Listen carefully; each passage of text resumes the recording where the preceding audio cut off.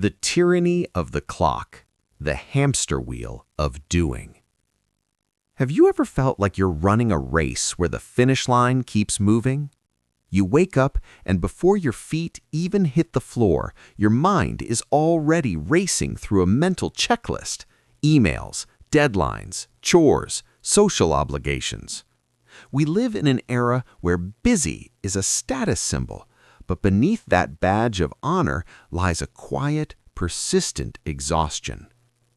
This is the tyranny of the clock. It's that gnawing feeling that no matter how much you accomplish, you are perpetually behind. We've become masters of time management, yet we feel like we have less time than ever. We've optimized our calendars, downloaded every productivity app, and practiced time blocking, but the sense of peace we crave remains elusive. The pressure is relentless. Our culture views time as a scarce commodity, a resource to be spent, saved, or wasted. When we aren't being productive, we feel guilty. Even our leisure time is scheduled, quantified, and posted for validation. But is this all there is?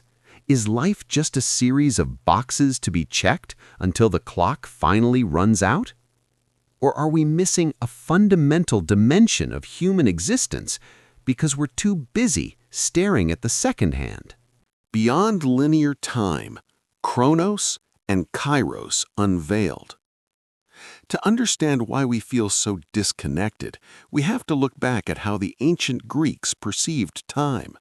They didn't have just one word for it, they had two, and the distinction between them changes everything. 1. Chronos, the quantitative ruler. Chronos is the root of our word chronological. It is linear time. It's the measurable, sequential progression of seconds, minutes, and hours. Chronos is democratic. It treats everyone the same.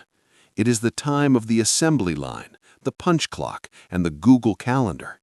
While Chronos is essential for organizing a complex society, it is cold and impartial. It doesn't care if you are mourning a loss or celebrating a birth. The clock ticks at the same rate regardless. 2. Kairos, the qualitative moment. Then there is Kairos. Kairos is not about how much time has passed, but about the nature of the moment itself. It is the opportune moment. It's the time that can't be measured by a watch. Think of the moment you realize you've fallen in love, the flow state where hours disappear while you're creating art, or the profound silence after a deep conversation. Kairos is thick time. It has depth, weight, and significance.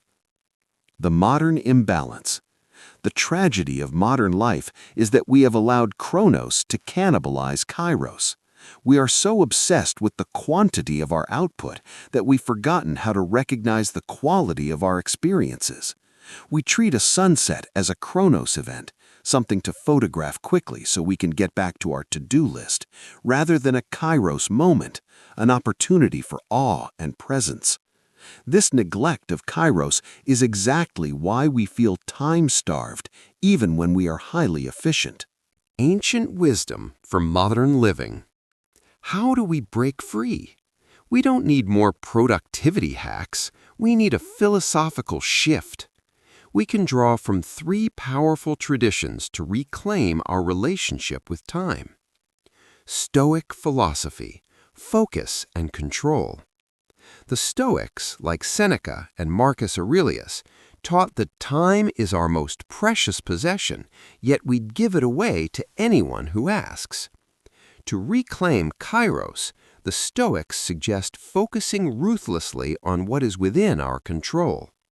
By letting go of the anxiety over the future and the regret over the past, both functions of Chronos, we clear the mental space necessary to inhabit the present. As Seneca famously said, life is long if you know how to use it. Buddhist mindfulness, the now. In Buddhist tradition, the practice of mindfulness is the ultimate tool for unveiling Kairos. It teaches us that the present moment is the only place where life actually happens. When we practice mindfulness, we stop using the present as a stepping stone to the next minute.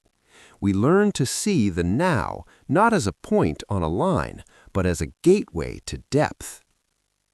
Aristotle's eudaimonia, flourishing or living well. For Aristotle, a meaningful life isn't achieved through a single grand act, but through the consistent alignment of our actions with virtue and purpose. This requires Kairos, the ability to recognize the right action at the right time.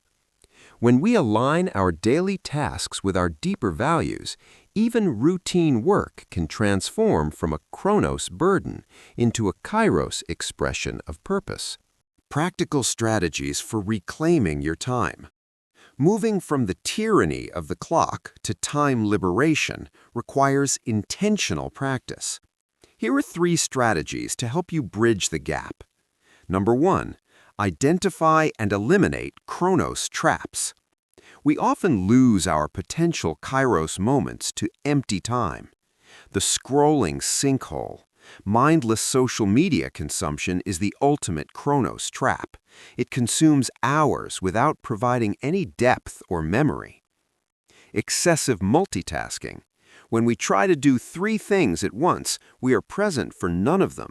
We are merely processing data, not experiencing life. Number 2, cultivate Kairos moments. You cannot force Kairos, but you can create the conditions for it to arise. Deep work sessions. Schedule 90-minute blocks of uninterrupted focus. This allows you to enter flow, where Chronos fades and the quality of your work becomes the priority. Intentional stillness. Build white space into your day. A 10-minute walk without a podcast or a cup of coffee without a screen. These gaps are the fertile soil where Kairos grows. Number 3, the power of reflection. At the end of each day, don't just look at what you did, look at what you felt. Ask yourself, where did I feel most alive today? When did time seem to stand still? By identifying these moments, you train your brain to seek out more of them tomorrow. The path to a meaningful life. We have been taught that the goal of life is to be as efficient as possible, to squeeze every drop of productivity out of the 24 hours we are given. But efficiency is for machines. Meaning is for humans. Reclaiming your time isn't about working fewer hours or moving to a deserted island. It's about a fundamental mindset shift, moving from time management to time liberation. It is the realization that you are the author of your experience, not just a passenger on a clock-driven train. When you begin to prioritize Kairos, life feels richer. The pressure of the deadline doesn't necessarily disappear, but it no longer defines your worth.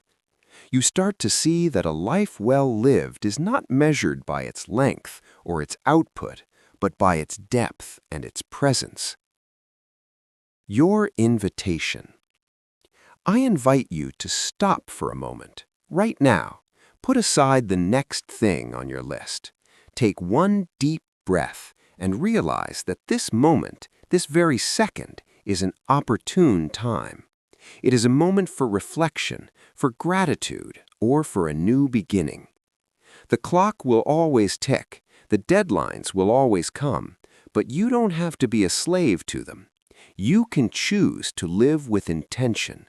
You can choose to seek the gold in the ordinary. You can choose to step out of the tyranny of Chronos and into the beauty of Kairos.